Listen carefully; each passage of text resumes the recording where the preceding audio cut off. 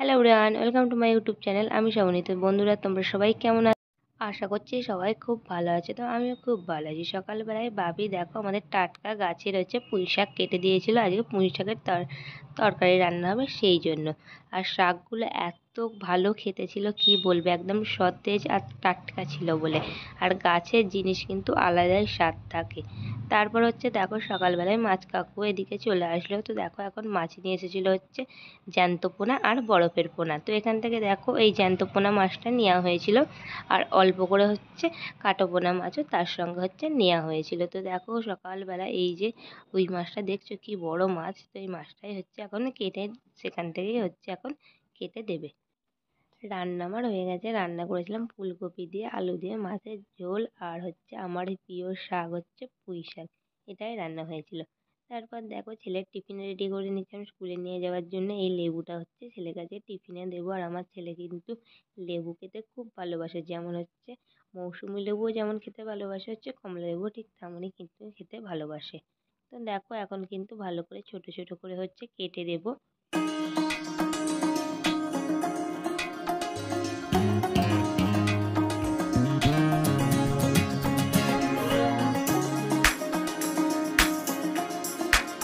ছেলেকে ভাত খাইয়ে দিয়ে দেখো এখনই মাত্র রেডি করিয়ে দিলাম। আর হাতে একটু সময় আছে, 10টা 20-তে যেহেতু গাড়ি আসবে সেই জন্য এখনো ঘর থেকে ওই 10টা 15 সময় করে বেরিয়ে পড়লেই কিন্তু হবে। তো একটু সময় আছে বলে দেখো এখন দাঁড়িয়ে আছে ঘরেতে। তারপরে স্কুলে ছেলে যাওয়ার পর আমি স্নান টান করে আজকে এখন ওপরে আসলাম। টিফিন খাওয়া হয়ে গেছে। আর আজকে একটু লেটই হয়ে গিয়েছিল জানো তো, আমার স্নান করতে আগে ছেলে স্কুলে যাওয়ার আগেই কিন্তু হয়ে যায়, কিন্তু আজকে লেট হয়ে গিয়েছিল। তারপর দেখো আজকে ভালো করে মাথাটা আঁচড়ে নেব। আর রেডি হয়েছি, যাবো বাগেদের দোকান আমাদের এখানে। তো কালকে আমার ছেলের জন্য একটা শীতের পোশাক আনা হয়েছিল, সেইটা চেনটা একটু প্রবলেম হয়েছিল, সেই জন্যই যাচ্ছি মা আর আমি সেটাকে চেঞ্জ করিয়ে আনবো বলে।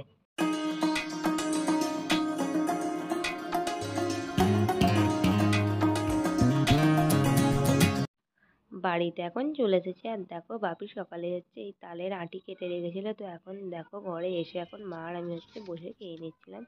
তারপর দুপুর টাইম, এই দুপুরে এখন আমি পাঁপড় ভাজছি জানো তো। কালকে চাটনি বানিয়ে রেখেছিলাম, সেই চাটনি আছে। ঘরেতে চাটনি বানানো হলেই কিন্তু পাঁপড় চাই, কারণ পাঁপড় দিয়েই কিন্তু চাটনি খেতে বেশি ভালো লাগবে। আর আমি আর মা কিন্তু যখনই চাটনি হয় পাঁপড় দিয়েই এরকম খাই। এই যে দেখো এখন কিন্তু আমার পাঁপড় ভাজা হয়ে গিয়েছিল। তো এখন রেখে দেবো। ভাত খেয়ে উঠে দেখো এখন চাটনি আর পাঁপড় নিয়ে বসেছি, এখন খেয়ে নেবো বলে। দুপুরবেলা এখন ছাদে এলাম। সব জামা কাপড়গুলো শুকিয়ে গেছে, সেগুলোই আমি এখন তুলে নিতে এসেছি। আর আজকে অনেক জামা কাপড়ই পড়েছিল জানো তো, তো সেগুলো সমস্ত এখন আমি তুলে নিই। এই মাত্র নিচে আসলাম, তখন বাজছিল 3টে 15 মতো। আর মা গেছে ছেলেকে নিয়ে আসবার জন্য। আর আমি এখন নারকেল কুড়িয়ে নেবো। আজকে হবে আমাদের ঘরের নারকেলের পিঠে। আর শীত মানেই তো জানো পিঠে। আর শুধু শীত বলে না, আমাদের কাছে কিন্তু সারা বছরই আমাদের পিঠে হয়। বিশেষ করে শীতকালটা কিন্তু পিঠের জন্য স্পেশাল। আর শীত তো পড়েই গেছে, আর আজকে নারকেল পিঠে হবে। আর আমার ছেলে কিন্তু নারকেলের পিঠে খেতে খুব ভালোবাসে, অন্যান্য পিঠে কিন্তু অতটাও খেতে চায় না। আর কিছুদিন ধরেই বায়না করছিল পিঠে খাওয়ার জন্য, আর মা চাল গুঁড়িয়েছিল সেই জন্যই। এখন আমি নারকেলটা কুড়িয়ে নিচ্ছি। মা ছেলেকে স্কুল থেকে নিয়ে আসার পর নারকেলটা ভালো করে ভেজে নেবে, আর চালের গুঁড়িটাও মেখে নেবে। তারপরে মা আর আমি দুজনে একসাথে ঘরে নিয়ে পিঠেগুলো বানিয়ে ফেলবো। দেখো এখন চালের গুঁড়িটা থালায় যতটা পরিমাণে লাগবে আমি এখন বের করে দিলাম। আর মা নারকেলটা ওদিকে ভেজে নিচ্ছিল।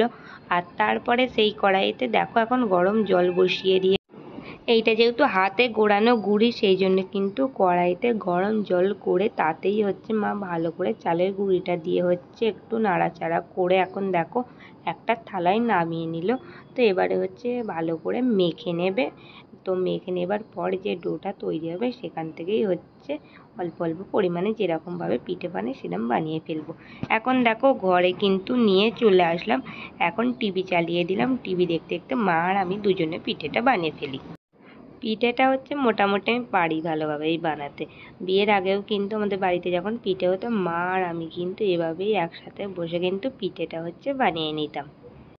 বিয়ের পর যখন এখানে পিঠে হয়, বিয়ের পর থেকে মা আর এই দুজনে এভাবেই কিন্তু একসাথে পিঠে বানায়।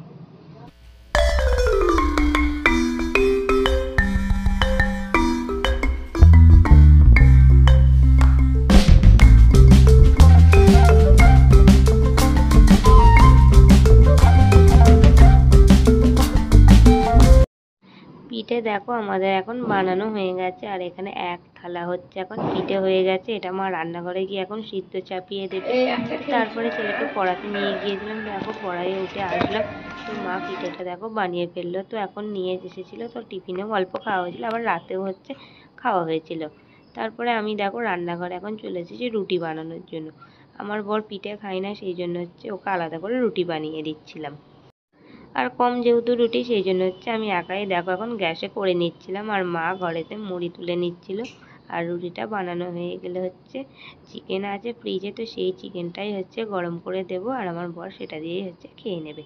তো যাই হোক বন্ধুরা, ভিডিওটা আজকে শেষ করলাম এখানেই। দেখা হচ্ছে তোমাদের সঙ্গে আবার একটা নেক্সট ব্লগে। তোমরা ভালো থেকো, সুস্থ থেকো। যারা নতুন ব্লগে তারা কিন্তু চ্যানেলটা সাবস্ক্রাইব করে দিও। তো দেখা হচ্ছে আবার একটা আগামীকাল নেক্সট ব্লগে।